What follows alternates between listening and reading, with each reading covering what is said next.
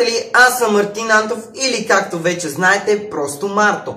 Благодаря за това, че гледахте първия ми влог, че сте се абонирали за канала ми, че ще ме следите отблизо. А за тези, които не са се абонирали за канала ми, не забравяйте да се абонирате, да цъкнете камбанката. Също така искам да ви кажа, че от доста време насам, даже много време, може би от година и нещо, обмислям да се занимавам с влогове, защото може би това ме влече също така колкото музиката. За мен е много важно това да ме следите и това, което правя, защото отнема доста часове. Повярвайте, да обработя един видеоклип и да го кача отнема много време. Почти цяло денонощие за обработка. Много е трудно, но се надявам да сте до мен и да ме подкрепяте, защото ви обичам с цялото ми сърце. А за тези, които пожелахте да видите скетч, ето го.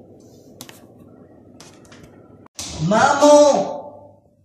Хубав ли съм, майче? Офа бе, мамо, много миришиш. Абе, беги ми от главата, бе! Мамо, миришиш на пръчма. Мириши, майка ти бъбъчка! Мичте, да го мириш! Айде къш!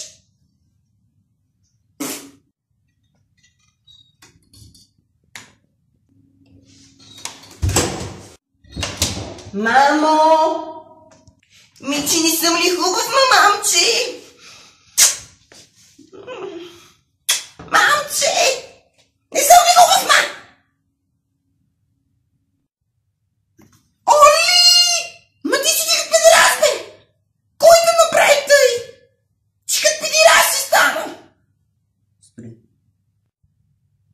Мичи, не съм ли хубав, ма? Като Валентин Колагин съм! Не съм ли хубав като Колагин, ма?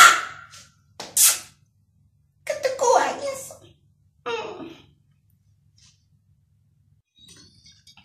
Оле, бабо, какво сте се развикали, бе, бабче? Цяло село ви чу. Какво сте се развикали? Майко, бабо, какво е те по лицето ти? Ох, боже, жива да не бях, боже. Здравейте отново, хора, надявам се да ви е харесал този скетч, изцяло по моя идея е. Също така благодаря за това, че отделихте време за да изгледате мой клип. Ако не сте се абонирали за канала ми, не забравяйте да го направите. Цъкнете камбанката, за да ви идва известия. И за да са ви хубави лицата, по-малко злоба в сърцата. Обичам ви. Чао, чао, хора, до скоро!